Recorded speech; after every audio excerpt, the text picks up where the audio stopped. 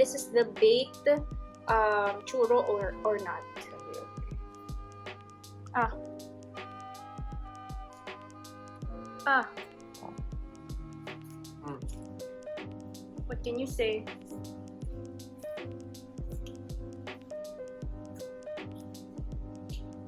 Oh, wait, actually later na.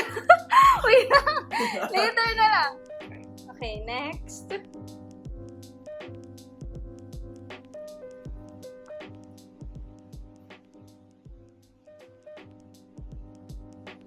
Ah.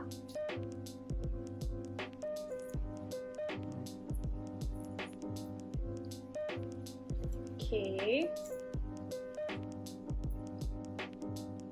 So, ano yung baked and what's fried? I feel like the first one is baked. You can open your eyes na. I feel like the first one was baked while the second one was fried. Why? Because the first one wasn't like, there's less of a crunch on the outside Okay. compared to the second one. And it was also a little less sweet. But overall, it was both were really good. But if I were to choose one, I'd go with number 2 because it has more of that amusement park taste. Amusement park. Oh, so the second one is actually the fried churros. And you're right! Yay.